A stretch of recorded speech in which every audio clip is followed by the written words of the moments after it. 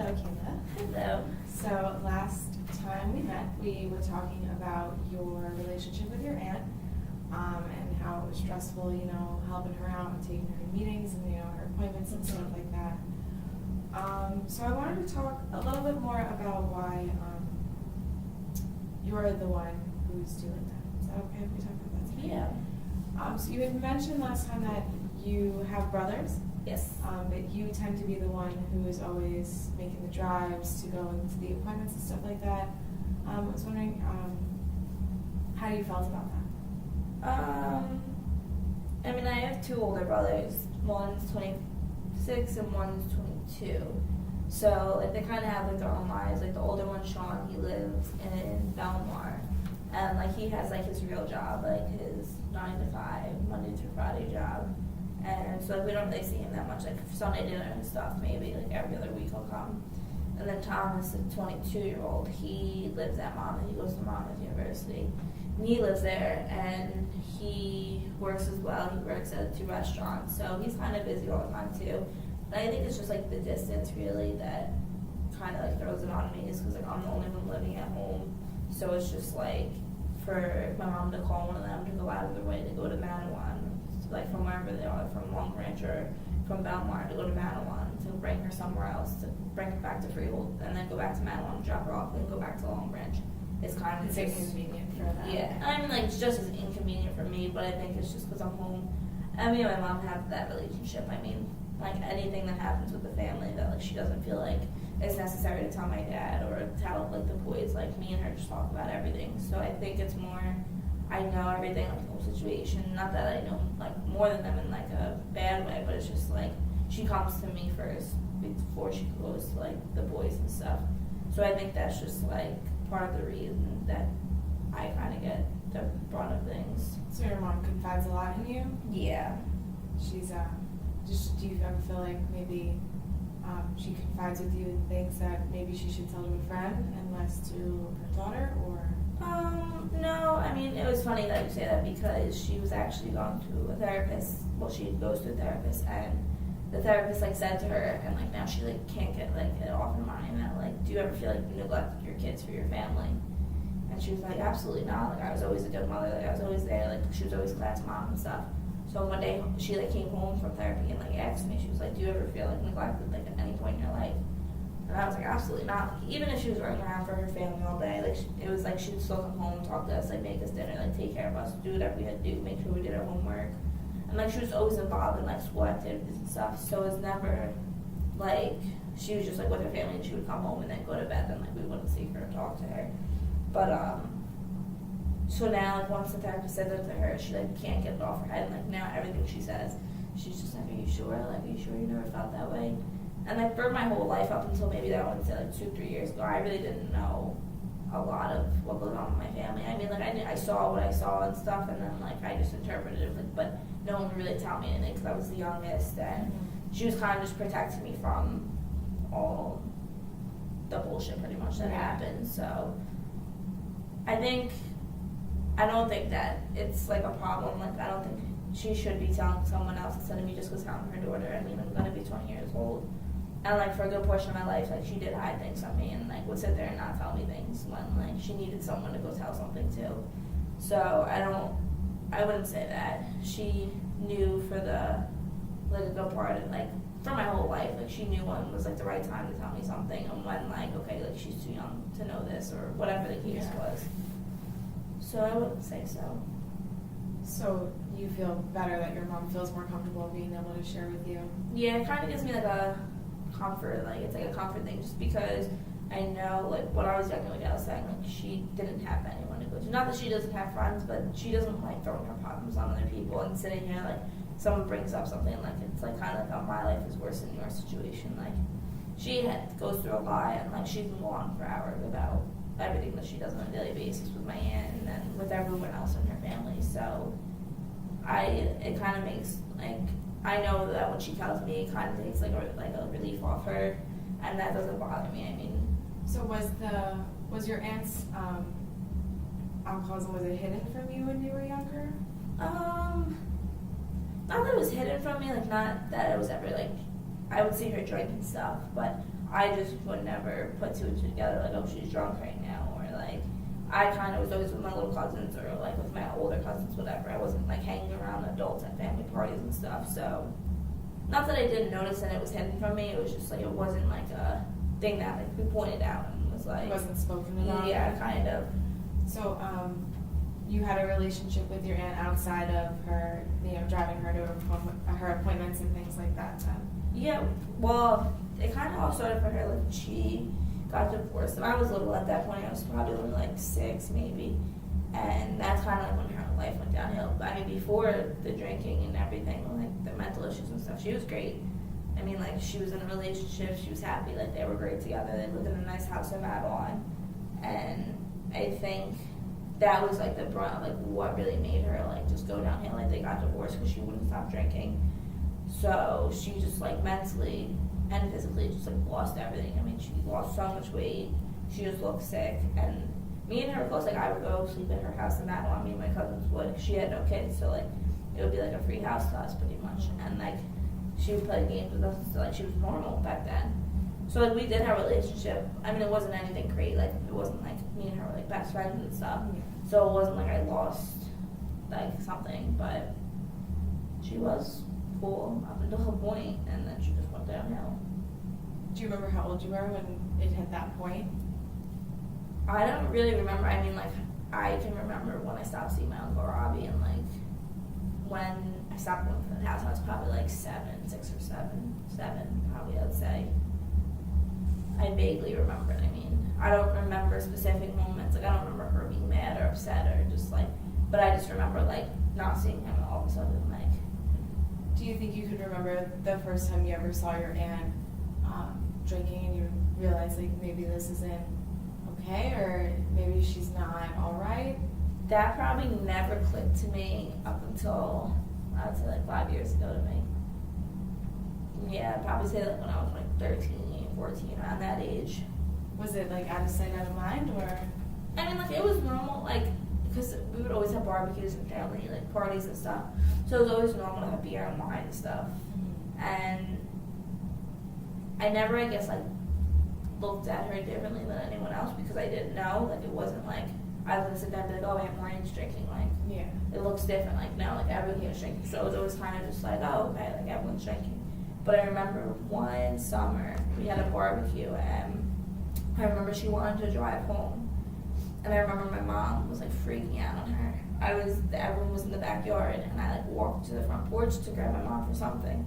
And my aunt was like on the lawn and my mom was like standing on the porch like screaming across the lawn like, if you effing leave here in that car, like we're never gonna talk to you again, blah blah blah. And that was kind of like my first like, what just happened? Like I didn't know what it was stemming from because like my mom wasn't saying because you're drunk, like. And then I kind of like slowly put two and two together. Why wouldn't she want him to drive home? And then I was like, oh. So then after that, I kind of like started picking up on like at family. Well, she didn't come around for a little bit, but then they like made up whatever. Mm-hmm. And then from there on, I kind of like started realizing like, oh, like she kind of has a drinking problem maybe. And I was still young at the time. I was like 14, but I was like, I knew what it was to be an alcoholic, and like I could clearly see that she wasn't in her right mind. So that's kind of when our relationship got like not rocky because like me and her never had like a bad relationship until now, but it was just like that's when I started realizing the change a lot in her. You said until now, so now your relationship with her is kind of, it's not great because you're the one picking her up and taking her to her appointments now. And yeah, my whole thing is like I will never leave a family member and someone just like out in cold, like out in the like dust just to like lose everything. But my whole thing is like you've been in this state for like homeless for 7 months, 6, 7 months now, and it's like she lives with my dad's aunt, so it's like a completely other side of the family, and like it's a temporary stay, and like in her mind she's just like, okay, like my life's perfect again, like I'm fine, not really pursuing like anything like where she's gonna live when like she should have been out of my aunt's house already. She's been there for like a month and a half, maybe even 2 months at this point, and she's like not looking. She just believes like this is where I'm gonna live, and like it's just like a fairy tale world that she lives in, and that's like the part I can't stand. Like I'm gonna like I just why would I want to help someone who doesn't want to help themselves? And if like you see that your life's perfect and great and like, but you're living off somebody else and not like as your own individual when you're 51, 52 years old, it's just like, I'm not going to sit here and baby you when I'm 30, 40 years younger than you. Like, this doesn't make any sense to me. That I'm going to sit here and baby you, drive you back and forth, pay for this, that, and like, I'm not doing that if you don't want to help yourself. And that's the part that frustrates me, and that's when like our relationship kind of got rocky, just because it's like, I have my own stuff to worry about. So if I'm going out of my way to do things for you and like you're not doing anything for yourself, I'm gonna want to stop to do like all those little things that I go out of my way to do for you. Like, why would I want to keep doing it? Yeah. So that's kind of like why me and her just like, don't see eye to eye anymore. You know, you mentioned the last time that, you know, you kept doing it because it was a burden that you can take from your mom, which I think from what you said earlier, to me it sounds like that's something that you learned from your mom, was to always be there for family and to always, you know, show up no matter what, which is a really admirable thing for you to do. So that's really strong of you to do that. Yeah, I mean, like, and even now, like, I say it is for my mom, and of course, like, 100% it is. I think a big part of, like, she is family, so at the end of the day, like, I'm not going to leave family behind, and just, I feel like, yeah, if I didn't do it, my mom had to do it, but I feel like even my mom's getting fed up to, like, a point where, like, she doesn't even want to deal with it anymore. And, like, she's just slowly kind of, like, distancing herself from the whole situation. Like, if she doesn't need to be down there, she won't. Like, she won't. Like, first, when she first got out of rehab, she was like, okay, like, I'll go hang out with her, take her out to lunch, like, kind of get her mind off things.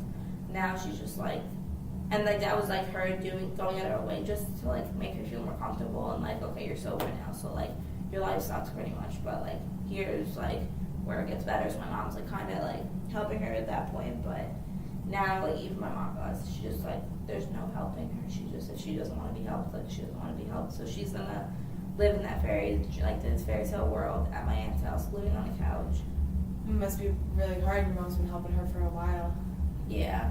And how do you think, you know, closing off that relationship, how do you think that would affect her? She says it all the time. Like, I would just love to just like cut off ties and stuff, but I don't think she'll ever be able to do it just because like it is her sister at the end of the day, and like she wouldn't be able just to see her like on the street, like living nowhere with no money. Like, as much as she would love to just not get like cut everything off and not give her any more money and any more of her time, I think like that's kind of impossible for her just because it is her sister. And like even me thinking about it, like when I'm older and like that were one of my brothers, like as much anger that my mom has towards her, it's just my mom still has that heart where I don't think she'd ever be able to actually let go of the situation. Do you feel like things would be easier if she was able to kind of cut things off? Kind of.